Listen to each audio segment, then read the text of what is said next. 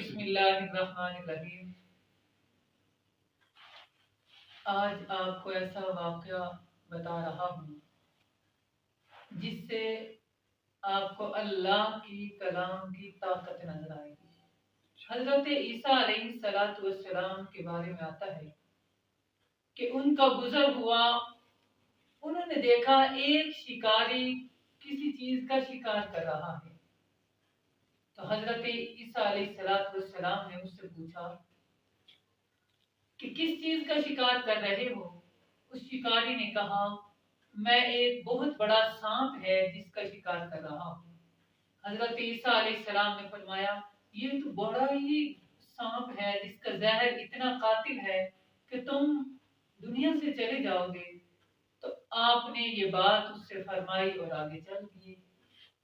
جب آپ واپس تشریف لائے حضرت عیسیٰ علیہ السلام، تو آپ نے دیکھا کہ اس شکاری نے بہت بڑا سانپ پکڑا ہوا تھا۔ تو حضرت عیسیٰ علیہ السلام نے سانپ کی طرف نظر کی تو پوچھا یہ کیسے آپ نے اس کے اوپر غلبہ پایا، کیسے پکڑا؟ تو سانپ اور اس سانپ نے کہا کہ اے عیسیٰ علیہ السلام، مجھ پر اس نے اپنی قوت سے غلبہ نہیں پایا بلکہ کلام کی طاقت سے اس نے میرے اوپر غلبہ پایا۔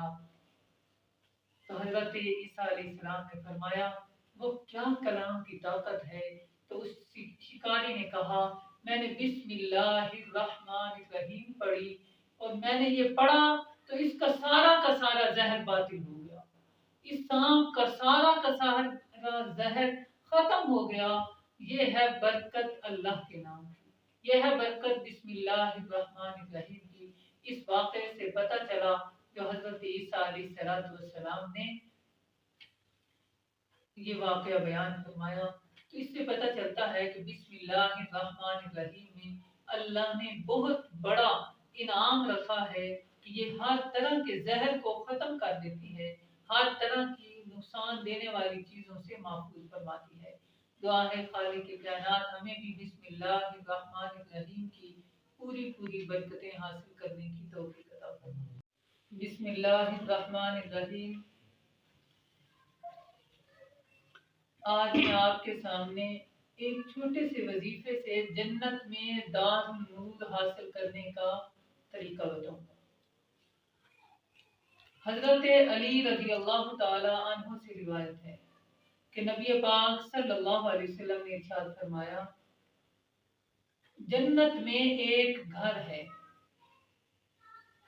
اللہ تعالی نے یہ گھر پیدا کیا اور اس کا نام دار النور رکھا۔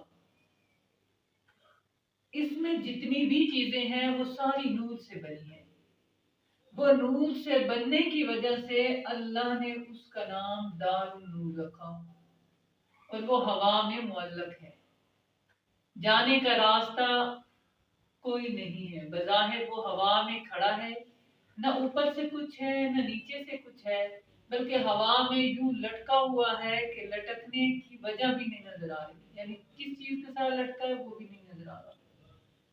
تو عرض کی اے حضرت علی رضی اللہ تعالیٰ عنہ، پھر اس گھر میں داخل کیسے ہوں گے اور وہ گھر کن کو ملے گا؟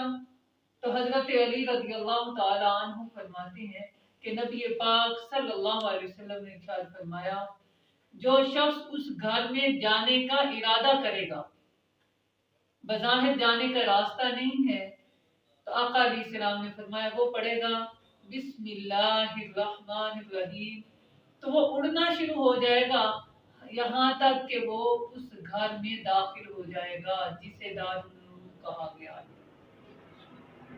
عرض کی گئی یا رسول اللہ صلی اللہ علیہ وسلم یہ کیسے ملے گا؟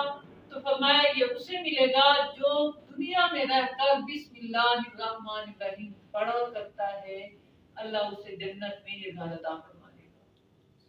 دعا ہے خالق کائنات ہمیں بھی دنیا میں بسم اللہ الرحمن الرحیم کی کثرت کرنے کی توفیق عطا فرمائے۔ بسم اللہ الرحمن الرحیم۔ بسم اللہ الرحمن الرحیم کے فضائل آج بیان کر رہا ہوں۔ ایک روایت میں آتا ہے کہ حضرت موسیٰ علیہ السلام کے پاس اللہ تعالیٰ نے وحی اتاری، فرمایا کہ میں نے امت محمد صلی اللہ علیہ وسلم کو 3 ناموں سے فضیلت بخشی ہے، 3 نام عطا کیے ہیں جس کی وجہ سے میں نے انہیں افضل قرار دیا۔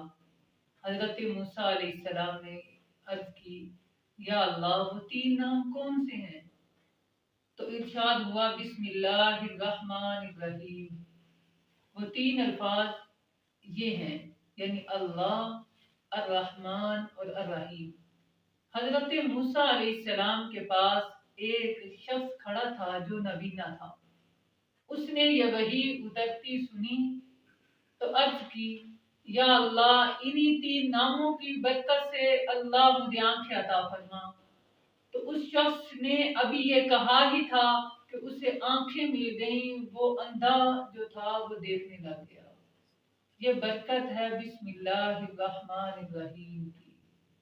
دعا ہے خالق کائنات ہمیں اس سے برکتیں حاصل کرنے کی توفیق عطا فرمائے۔ آمین۔